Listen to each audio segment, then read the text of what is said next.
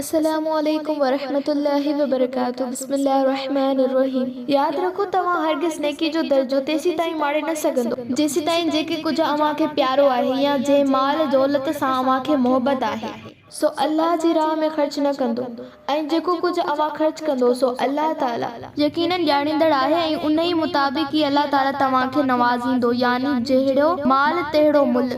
हर ताम या खाधो बनी इसराइलन लाइ बि हलाल हुयो जेको इस्लाम में हलाल आहे सिवाय उन जे जेको इसराइल हज़रत याकूब अलैहिस्सलाम कराहत जे करे मसलन उठ जो गोश्त पंहिंजो पाण ते हराम कयो हो ऐं उहो बि तौरेत जे नाज़िल थियण खां अॻु। ए पैगंबर सल्लल्लाहु अलैहि वसल्लम उन्हनि यहूदन खे चओ त जेकॾहिं तव्हीं सचा आहियो त तौरेत खणी अचो ऐं उहो पढ़ो ऐं असां खे ॾेखारियो त उन में किथे लिखियल आहे त जेके शयूं तव्हां चयो था से अल्लाह तव्हां ते हराम कयूं आहिनि उन खां पोइ बि जेकॾहिं के अल्लाह ते कूड़ मढ़ीनि त उहे ई ज़ालिम आहिनि। ए पैगंबर सल्लल्लाहु अलैहि वसल्लम उन्हनि खे चओ त जो कुछ अल्लाह फरमायो आहे सो सच फरमायो आहे ऐं यहूदियो जेकॾहिं सचा आहियो तव्हां इब्राहिम जे दीन जी ताबेदारी करियो जेको बिल्कुल हनीफ हिक तरफ़ो बातिल दीननि खां बेज़ार हो ऐं मुशरिकन मां न हो। हक़ीक़ इबादत लाइ पहिरियों घर जेको माण्हुनि लाइ ठाहियो वियो सो उहो ई आहे जेको मक्की मुकरमा में आहे। उहो बरकत भरियो ऐं सारी जहान लाइ हिदायत जो मर्कज़ आहे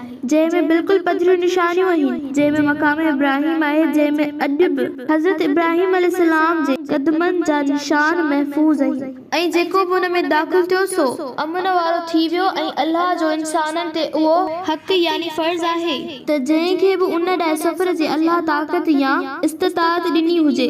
उन्हीअ घर खाना काबा जो हज करे ऐं जेको बि उन घर जी फज़ीलत ऐं पाकाई जो इनकार करे उन खे ख़बर हुअण घुर्जे त बेशक अल्लाह सभिनी जहाननि वारनि खां बेनियाज़ आहे। ए पैगंबर सल्लल्लाहु अलैहि वसल्लम खेनि चओ त ए अहले किताब अल्लाह जी आयतुनि जो इनकार छो था करियो ऐं अल्लाह शाहिद आहे गवाह आहे उन ते जेके कुछ हरकतूं अव्हीं करे रहिया आहियो। ए पैगंबर सल्लल्लाहु अलैहि वसल्लम चओ त ए किताब वारो जंहिं ईमान आंदो आहे उन खे अल्लाह जे रस्ते खां छो रोकींदा आहियो छा तव्हां उन राह में ॾिंगाई ऐं ऐब था ॻोल्हियो हालांकि तव्हां ख़ुदि गवाह आहियो त हीउ दीन ऐं रसूल बरहक़ आहिनि ऐं जेके कुछ तव्हां करियो था अल्लाह उन खां हरगिज़ गाफ़िल बेख़बर न आहे। ए ईमान वारो ख़बरदार जेकॾहिं तव्हां अहले किताब मां कंहिं बि फ़िरक़े जी ॻाल्हि मञी त अव्हां खे ईमान आणण खां पोइ वरी मोटाए काफ़िर करे छॾींदा ऐं तव्हां कीअं कुफ़्र कंदो जॾहिं त अल्लाह जो आयतूं अव्हां खे ॿुधायूं पियूं वञनि यानी क़ुर पढ़ियो पियो वञे ऐं अव्हां में संदसि रसूल बि मौजूद आहे